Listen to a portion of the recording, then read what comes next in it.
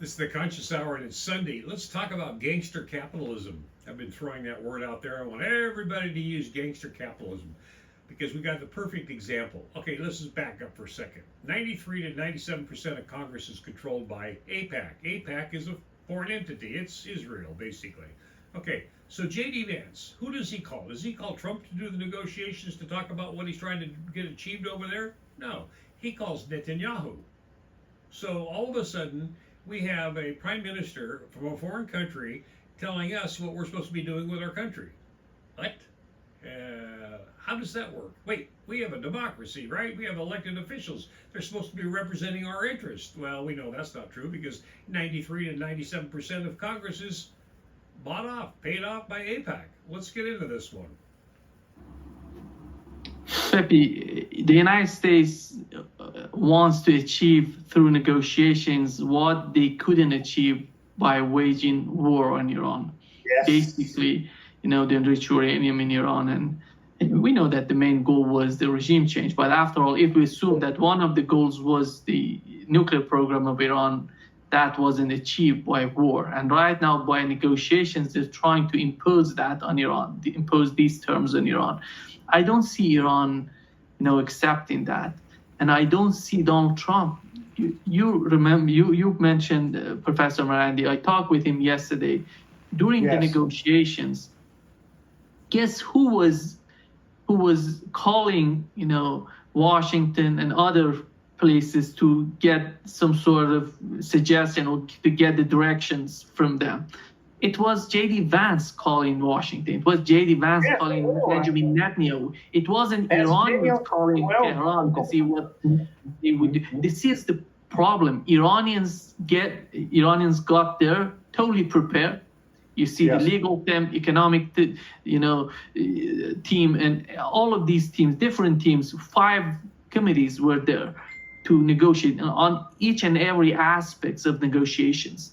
But you don't see that happening on the part of the United States. Even J.D. Vance needs to talk with Benjamin Netanyahu.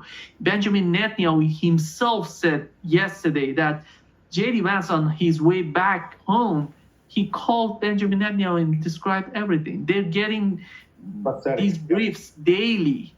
They're getting daily briefs from the Trump administration about the ongoing talks and messages, negotiation, whatever they have. And this is the problem. I don't see any sort of end to these negotiations as long as Benjamin Netanyahu is running the show. So this means the negotiations from the start, they are doomed to fail. There's no question about that.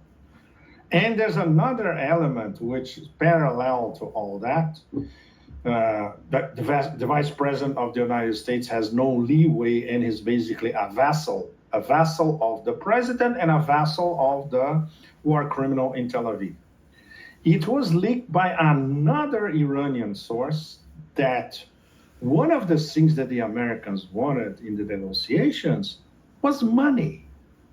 They wanted to have a cut in the Strait of Hormuz. They wanted to have their own toll booths going to the pockets of the Trump family and their cronies.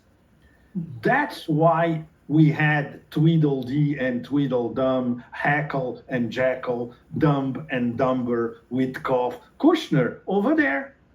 Yeah, the agenda is making money on the. And the agenda is, okay, let's make a deal. Let's get some money out of this thing, which is the only thing that they do.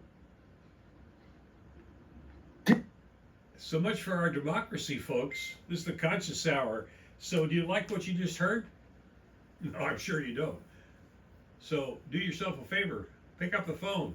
Call your congressional representatives. Put them on notice. Tell them in November, Republican and Democrat, no matter who it is, you're not voting for them. Period.